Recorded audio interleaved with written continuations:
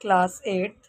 ये आपके कोयल and petroleum chapter के 1 मार्क्स के क्वेश्चंस हैं। तो आपका पहला क्वेश्चन आता है, name some renewable source of energy.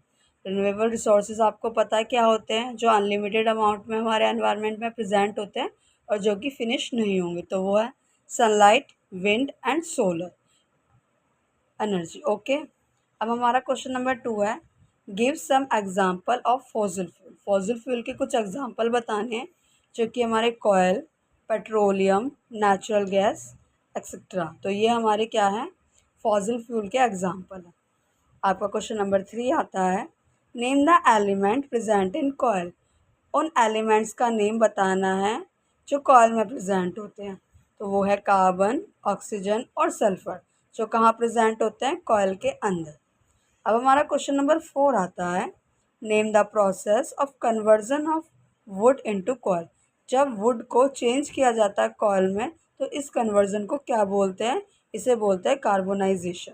ठीक है, जब कन्वर्जन होता है वुड का कोयल में।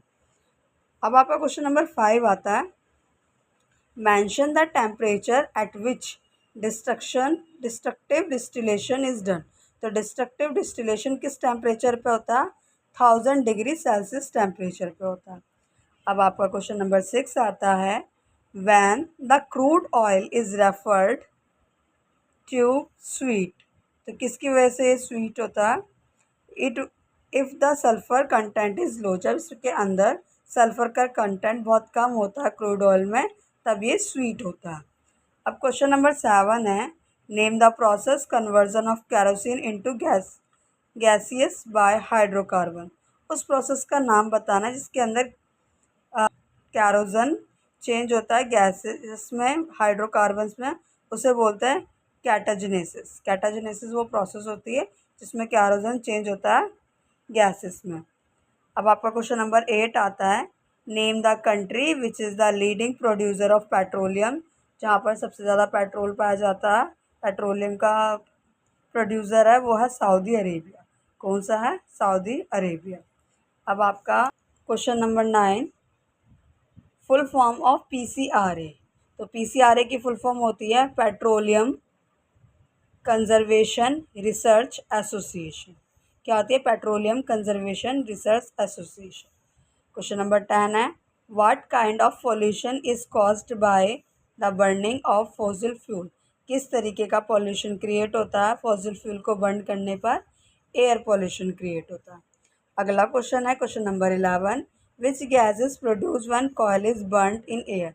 कौन सी गैस प्रोड्यूस होती है जब कॉयल को बर्न करा जाता है एयर में। तो कार्बन डाइऑक्साइड गैस हमारी प्रोड्यूस होती है कॉयल को बर्न करने पर।